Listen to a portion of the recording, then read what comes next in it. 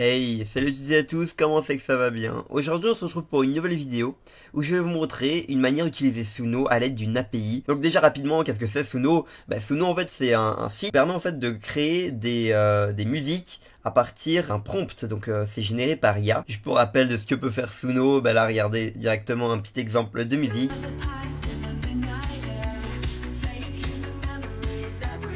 Voilà, donc la personne a pu configurer les lyrics, le style qui est indiqué juste ici dans la section Create.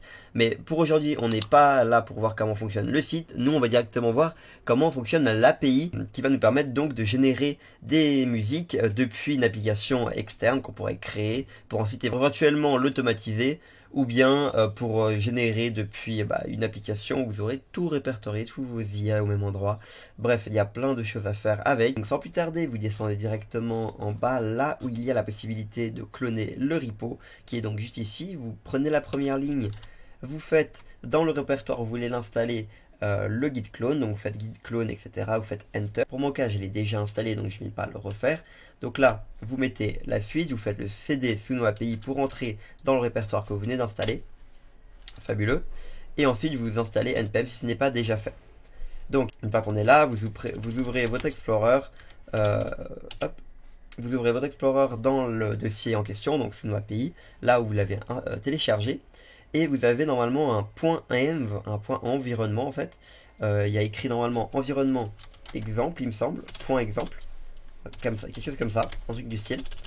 Donc, vous allez le modifier, vous allez le faire ouvrir avec. Et vous, normalement, vous devriez avoir un truc comme Suno cookie est égal crochet ouvert cookie et crochet fermé. Donc nous, on va chercher le cookie. Donc pour ce faire, vous allez sur le site de Suno. Une fois sur le site, vous allez dans la section créer. Et une fois que vous êtes là, vous faites F12. Vous allez dans Network, donc juste ici. Et vous allez faire rechercher client, point interrogation, tiré du bas, clerk, tiré du bas, js, tiré du bas, version. Vous faites Enter.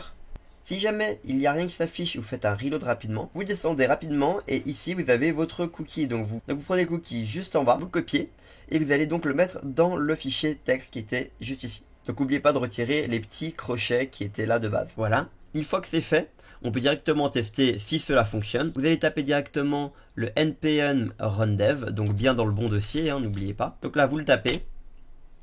Ça va directement démarrer des services et vous lancez une instance en local. Et donc là, vous allez juste ici et vous allez vérifier ça avec le HTTP localhost 3dv getLimit. Donc là, ça va vous indiquer le nombre de limites qui vous reste. Et donc, dans mon cas, il me reste 520 crédits. Et donc, cela veut dire que ça a bien fonctionné. Et donc, ça veut dire que l'API est bel et bien installée en local. Ça fonctionne top top vu qu'on vient de faire une requête API pour vérifier si jamais on avait des crédits.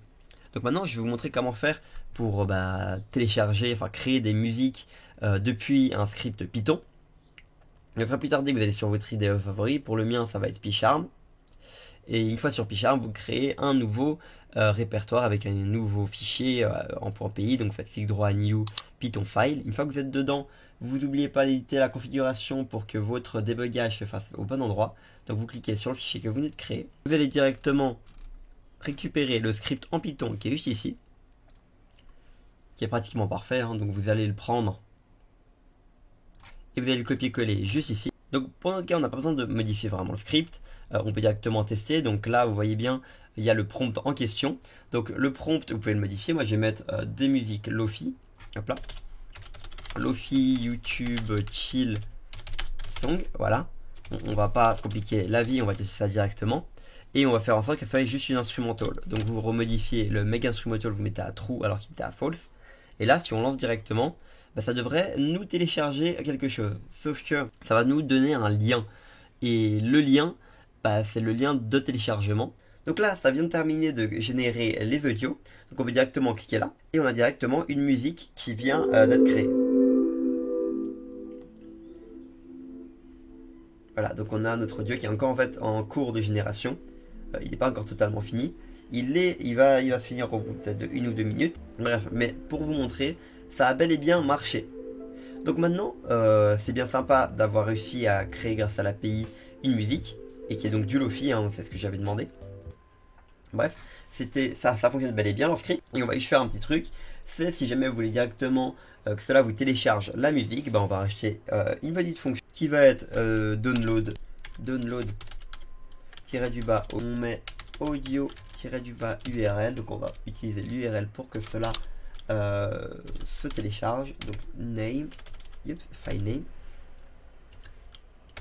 deux points. Qu'est-ce qu'on va faire? On va faire que la response est égale à la request.get, et on va get quoi? On va get le audio URL, hop là, with open du file name, on spécifie WB comme étant un file, hop là, et on va écrire, donc télécharger si vous voulez, file.write response.content. Voilà. Et maintenant on a créé la fonction qui va juste les télécharger en local, juste ici dans le même dossier, le même répertoire. Et qu'est-ce qu'on va faire? C'est juste ici, au moment où on a créé la musique. Ok, donc là on va créer deux variables qui vont être donc les audios. Donc audio URL 1, parce qu'il y aura deux audios à chaque fois qu'on en génère. C'est comme ça que ça fonctionne avec Suno. Est égal data crochet 0 crochet audio tiré du bas URL. On fait la même chose, mais cette fois-ci avec le 2. Hop là. Et on n'oublie pas de mettre le 1 juste ici. On n'a même pas besoin de ça, on peut le dégager. Hein. On peut le mettre en commentaire si vous voulez. On peut mettre juste des petits hashtags devant pour commenter ça. Mais vous voulez quand même le garder. Hop là. Et après ça, on utilise la fonction pour télécharger. Donc on fait download audio de audio URL 1, file, virgule f de data. Donc c'est l'équivalent si vous voulez qu'on mette en variable. De data crochet 0. Et on spécifie le type qui est évidemment du mp3.mp3. On fait la même avec le 2, évidemment le 1 ici. Et là, normalement, ça devrait marcher top top. Ça devrait nous installer, nous télécharger, pardon, les deux musiques directement dans le dossier Suno.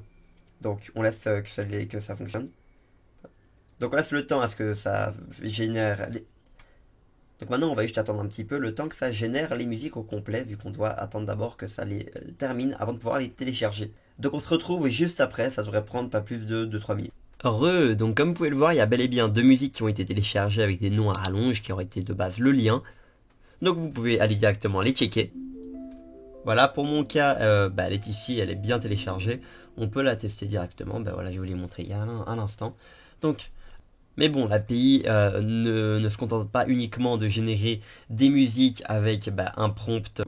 Mais bon, avec l'API, vous pouvez aussi rajouter le nom de la musique. Et si jamais vous disposez de la version premium, vous pouvez carrément spécifier les lyrics, donc faire chanter une musique. J'espère que ce tutoriel-là vous aurait bien aidé à arriver à la fin de l'utilisation de cette API. Merci d'avoir regardé la vidéo. Abonnez-vous, likez, partagez la vidéo. On se retrouve très bientôt pour de nouvelles vidéos. Ciao!